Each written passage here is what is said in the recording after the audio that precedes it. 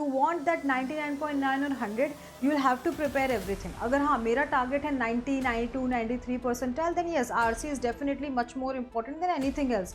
Even if you complete that properly, या आपने 3 RC भी अच्छे से किए तो आपका 90 अप आ जाएगा, पर 100 percentile लाने के लिए enough नहीं है.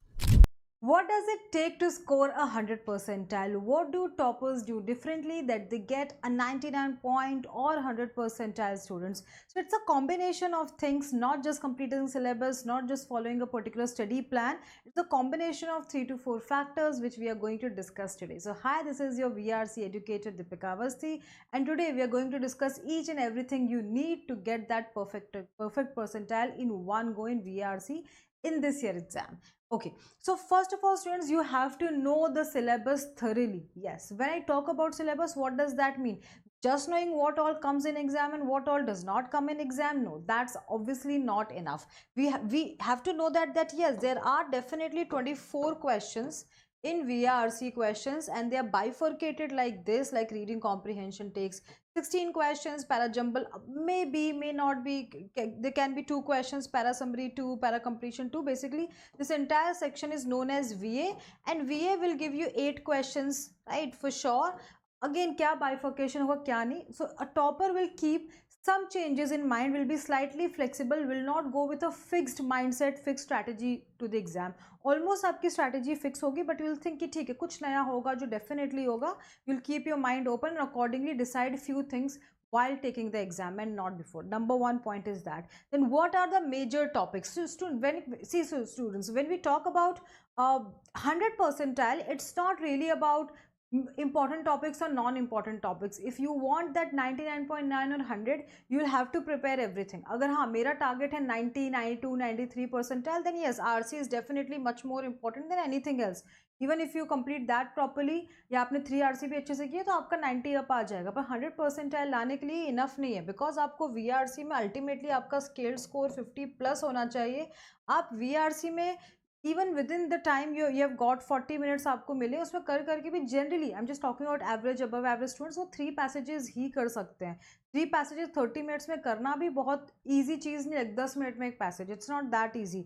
तो एक तो आपकी इतनी reading speed अच्छी होनी चाहिए, और उसमें भी 3 पैसेजेस लाइक मैक्स 4 पैसेज मतलब कर देना एक अलग ही लेवल की बात है. तो 3 पैसेज भी आप करो, दैट इज 12 क्वेश्चंस.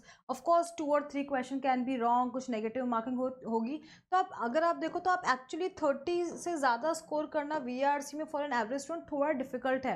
अज्यूमिंग क्या एक क्वेश्चन का 3 मार्क्स होता है, आपने 12 to 13 क्वेश्चन करेक्ट किए for example.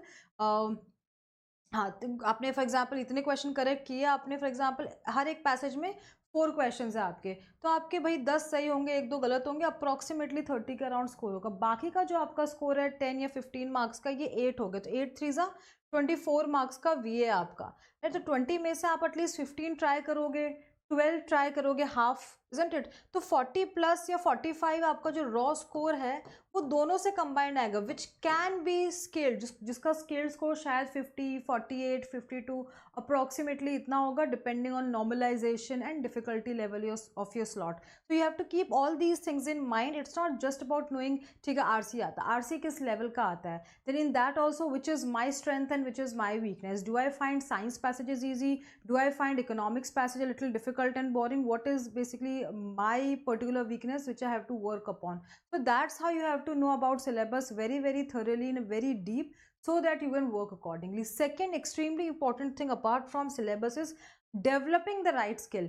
Unless and until you understand a particular question very fast, there is no way, at least in VRC section, that you will get everything correct or most of the question correct, because VRC is all about first of all understanding the question. This is something I keep on saying.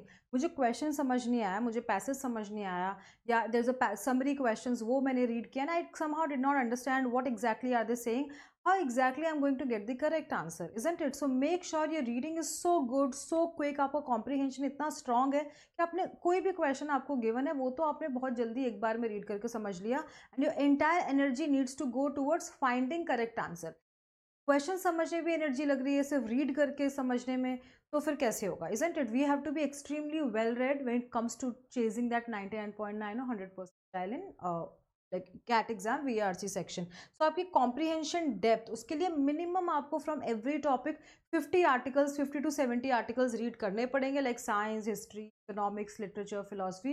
सो मतलब total अगर मैं बोलूँ तो 200 to 250 articles relevant to CAT level language, उसके बराबर के आपको इतने आप आर्टिकल्स रीड करोगे तो आपका कॉम्प्रीहेंशन चांसेस है कि बहुत अच्छा होगा और आपको एग्जाम में पैसेजेस बहुत फास्ट समझ आएंगे।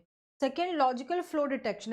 Exactly what happens that a lot of students forget what I just read in the previous paragraph while they're reading say third paragraph। तो सेकेंड में क्या लिखा था याद नहीं आ रहा, तो आपका रिटेंशन कि ओवरऑल लॉजिकल फ्लो क्या है, ये हुआ, देन ये हुआ, देन ये हुआ, the entire story should be there etched in your mind so that whenever there is a question, आपको लोकेशन फाइंड करने में इतना डिफिकल्टी नहीं हो रही। आपको जो भी किस पैराग्राफ में इसका आंसर हो सकता है फर्स्ट या सेकंड, वो आप 30 सेकंड में फिगर आउट करो।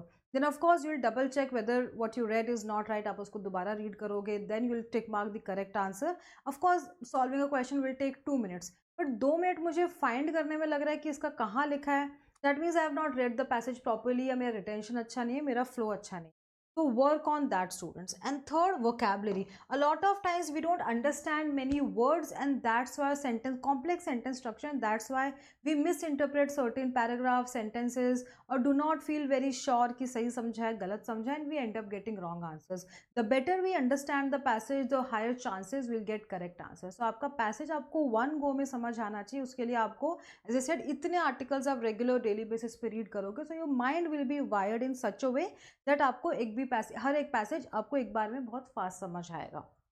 Then coming to third, very important, I would say schedule. You have to divide your study schedule in 4 phases, right? आपने जब से भी start किया, although the earlier you start the better it is, पर आप जब भी start करते हो आपको 4 phase में करना है। VRC I'm talking about कि पहले तो फाउंडेशन के लिए आपकी रीडिंग बहुत स्ट्रांग होनी चाहिए, तो आप 2 एडिटोरियल्स रीड करो, 2 essays, 2 आर्टिकल्स रीड करो, like Aon, Hindu, guardian, NYT, right, India today, यहाँ से आप रीड कर सकते हो। Solve 2 RC in a week and 10 to 12 VA questions initially. If you're starting late, say now in July, August, I feel this should be your daily target. फिर तो ये daily होनी चाहिए, वीकली नहीं।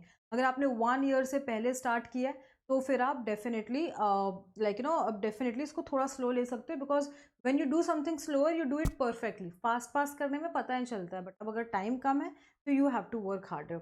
देन फेज 2 में आप अपनी skill build करोगे, एज इन आप सेक्शनल टेस्ट स्टार्ट करोगे, because whatever you are learning you have to know whether you learning right things और not, whether you scoring also और नॉट, तभी तो एग्जाम में आप स्कोर करोगे। तो स्टार्ट विद सेक्शनल टेस्ट, उसका आप एनालिसिस करो, प्रैक्टिस टेस्ट, टॉपिक टेस्ट लो, एक एडिटोरियल अभी कंटिन्यू करो रीड करना, बिकॉज अब 2 एडिटोरियल रीड करने का टाइम नहीं, उसकी जगह आप कुछ क्वेश्चन सॉल्व कर सकते हो, क्वांट DLR के भी क्वेश्चन सॉल्व कर सकते हो, and you might have other things, you have lesser time in phase 2, तो मेक श्योर आप थोड़ा सा वोकैब पे भी वर्क करो।